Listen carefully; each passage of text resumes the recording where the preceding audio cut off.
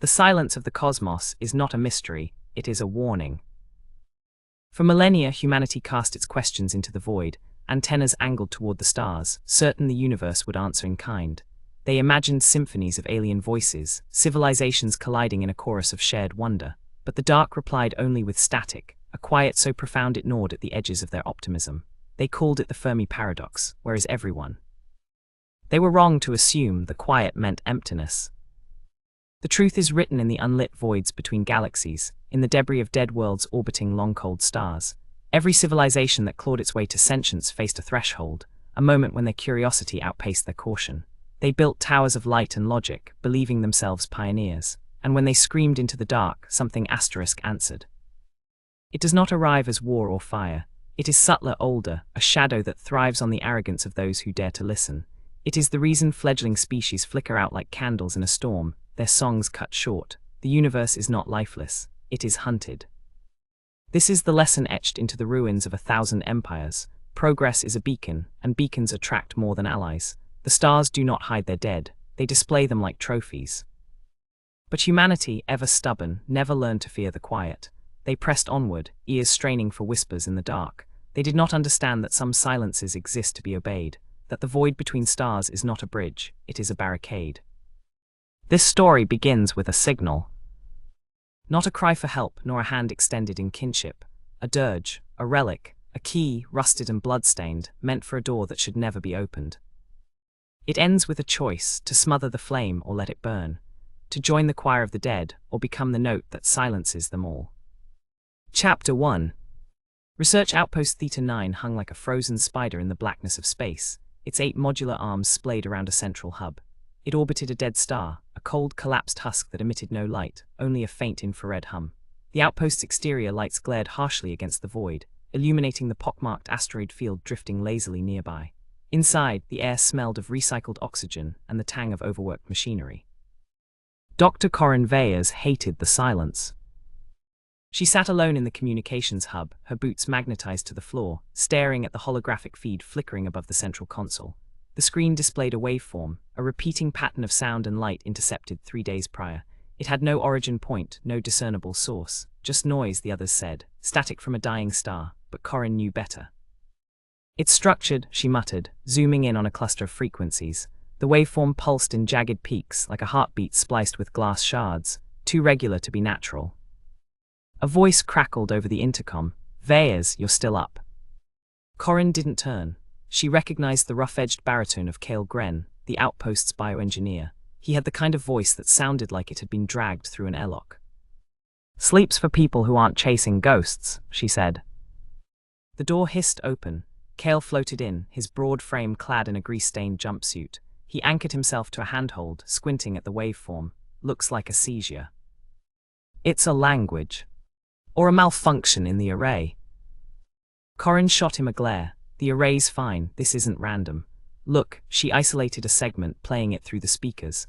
The sound was discordant, almost organic, a wet, resonant thrumming layered over high-pitched harmonics. Cale grimaced. "Sounds like a whale choking on a synth." "Exactly, too complex for background noise. There's syntax here. Repetition of these triplets." She highlighted 3 jagged spikes. "And these pauses, they're deliberate, someone's talking. Or something." They both fell silent. The hum of the life support systems filled the room. "You're not on the roster for first contact duty, Veyers," Cale said finally. "That's Tessa's circus. Tessa thinks it's space weather. And you think it's aliens." Corinne leaned back, crossing her arms. "I think it's worth more than a shrug. You know how many exolinguists would sell their kidneys to work on something like this? But no, we're stuck babysitting a dead star, so Central dumps the eccentrics here. You, me, Ren and their existential crises. Tessa, who's allergic to risk. This," she jabbed a finger at the waveform, "is the first interesting thing to happen in 6 months." Cale studied her. "You're bored, that's why you're obsessing." "I'm curious, there's a difference. Curiosity gets people killed out here. So does complacency." The intercom buzzed. "Dr. Veyers, you need to see this." It was Ren Huldies, the outpost psychologist. Their voice wavered. Corinne exchanged a glance with Cale. "Where are you?" "Medbay, it's Tessa." Medbay was sterile white and claustrophobic. every surface gleaming under harsh luma panels. Tessa Oren lay strapped to an exam table, her usually immaculate bronze hair matted with sweat. Her eyes darted wildly beneath closed lids. "She started seizing an hour ago," Ren said, hovering near the door. Their hands trembled as they clutched a datapad. Said she heard whispers in the comms array, then she collapsed. Corin approached the table. Tessa's lips moved soundlessly, her fingers twitching as if typing on an invisible keyboard. "Did she say anything coherent?" Kale asked. "Just glyphs." Ren pulled up a hollow recording. The footage showed Tessa in the comms hub, frantically scribbling symbols on the walls with a stylus. The shapes were angular, almost fractal, looping into spirals that hurt to look at. "She kept repeating Kairos," Ren said. "I ran it through the database. It's ancient Terran Greek, means the right moment, or the opportune time to act." Corin's pulse quickened. "Show me the symbols she drew." Ren hesitated. "I tried to delete them. They made me dizzy." "Show me." The psychologist reluctantly projected the glyphs. Corin stared at them. The lines seemed to shift, rearranging themselves like snakes. A headache bloomed behind her eyes. "Turn it off," Kale snapped. Ren killed the projection. Corin blinked, disoriented.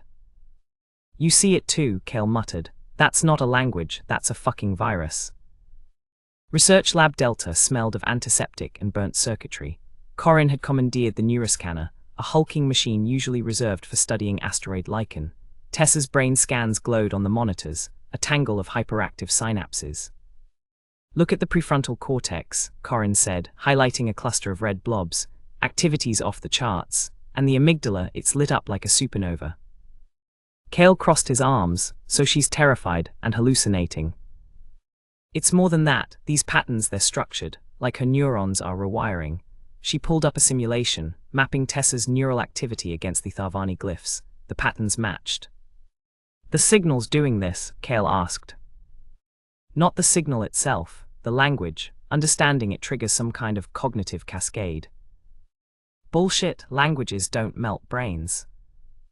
"This one does." Corin zoomed in on a synapse firing in fractal waves. "It's a mimetic weapon. The Tharvani, whoever they are, designed their communication to infect anyone who deciphers it. Tessa's mind is literally rebuilding itself around the syntax." Kale stared at the screen. "How do we stop it?" "We can't. Once the process starts, it's irreversible, but maybe we can contain it. Quarantine anyone exposed to the signal." "Too late."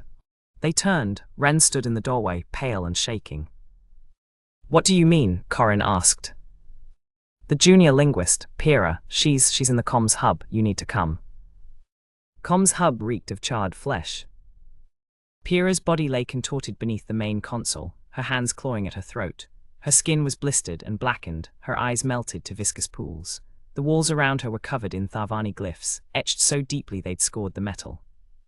Corin gagged, covering her mouth. Kale cursed under his breath. "She did this to herself," Ren whispered. "I checked the security feed. She was fine, then she started chanting, in that same resonant frequency as the signal. Her vocal cords, they ruptured, but she kept screaming. Then she spontaneously combusted," Kale finished. "Not spontaneous," Corin pointed to the glyphs. "She wrote these first, same as Tessa." Ren hugged themselves. "Why, what's it mean?" Corin approached the wall, avoiding Pira's corpse. The glyphs seemed to throb in her peripheral vision. One symbol repeated in a looping chain, a spiral intersecting a jagged line. "It's a warning," she said. "Or an invitation," Kale muttered. The intercom buzzed. "All personnel to the central hub. Immediate emergency assembly." It was Commander La, the outpost's perpetually exhausted overseer. Corin had never heard her sound afraid before. Central Hub was the largest chamber on Theta 9, a circular room with a domed view screen that usually displayed star charts. Now, it showed the derelict. The ship hung in the void just beyond the asteroid field, its hull pitted and scarred. It was massive, easily 10 times the size of Theta 9, and shaped like a twisted helix, its architecture defying any known species design. "It just appeared," Commander La said, her voice tight. "No engines, no emissions. Scans show it's at least 10,000 years old."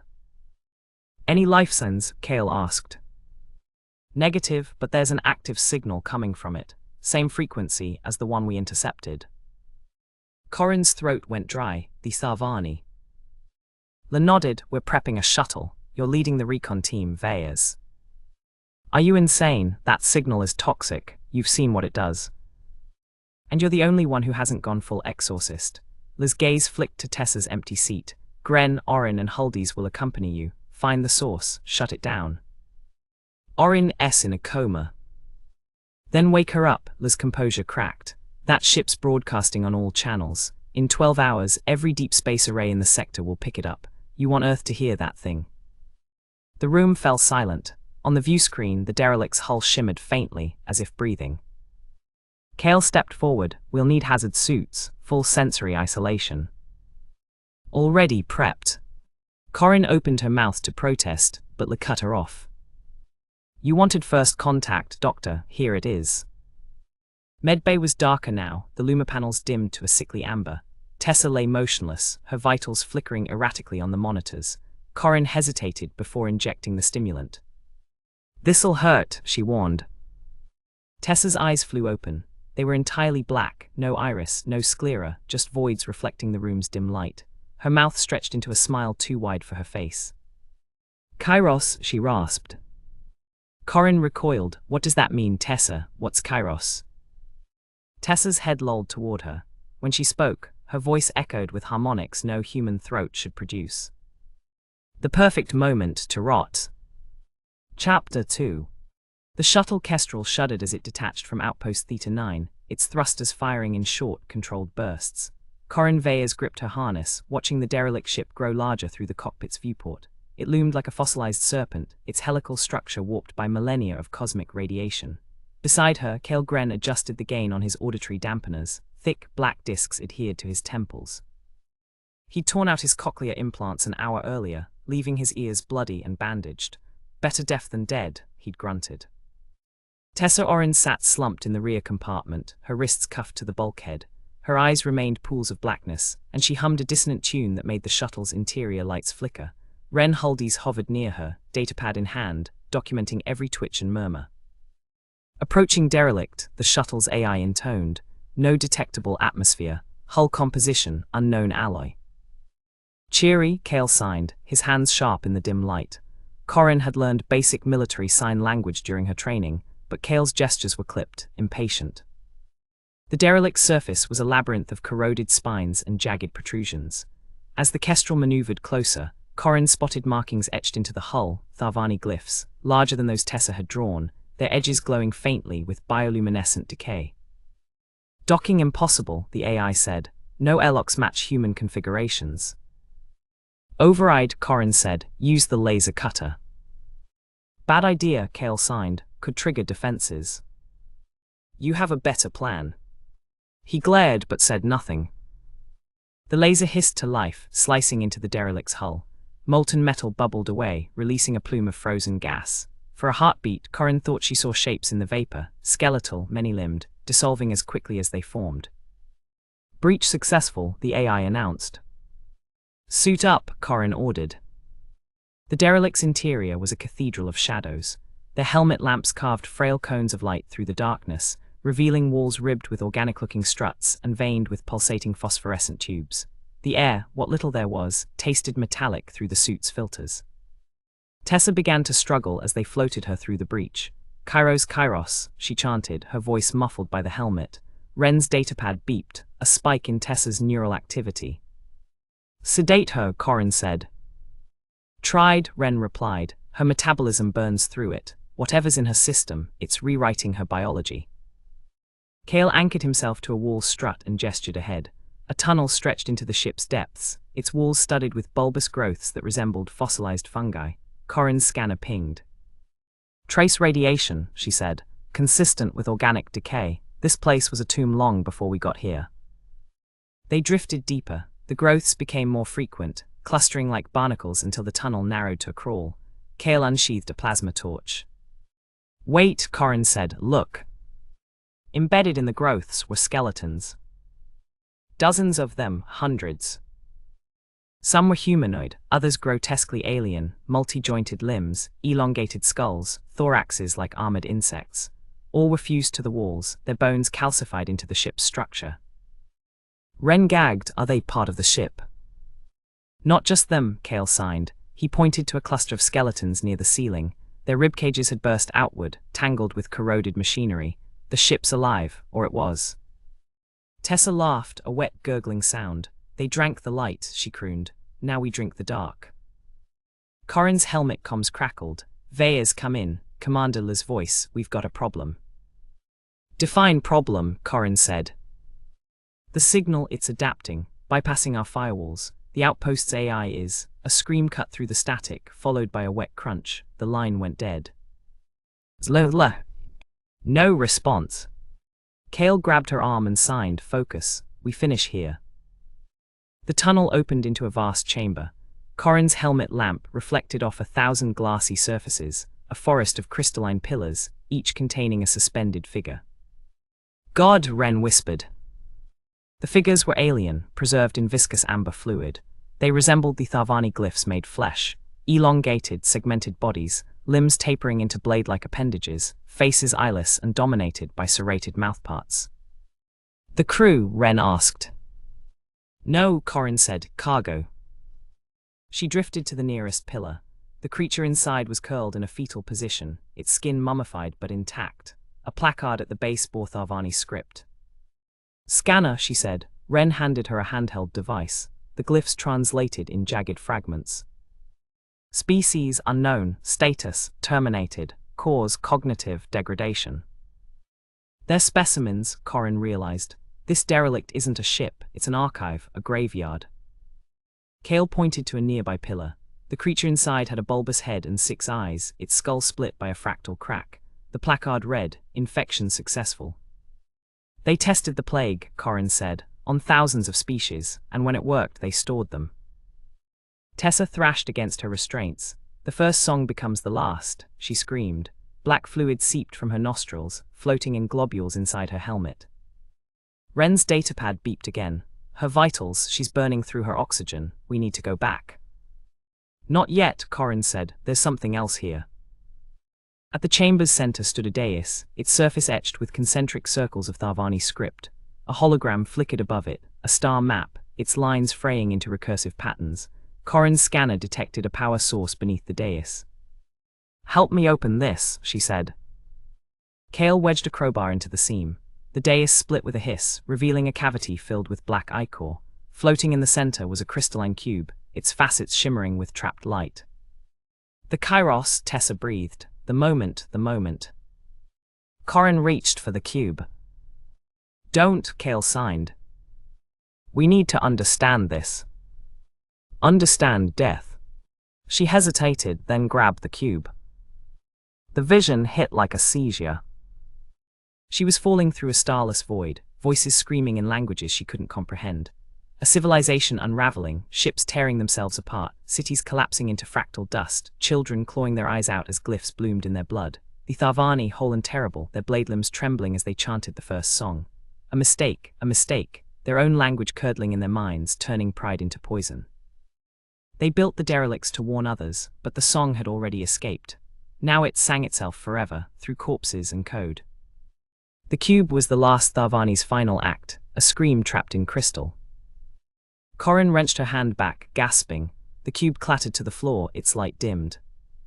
What happened? Ren asked. They're dead, Corin said. The Tharvani, they didn't create the plague, they discovered it, tried to contain it, failed. Kale picked up the cube, then why broadcast the signal? It's not a signal, it's a funeral dirge, a warning that is the disease. Tessa began to convulse. Her helmet cracked as her skull elongated, bones snapping and reforming.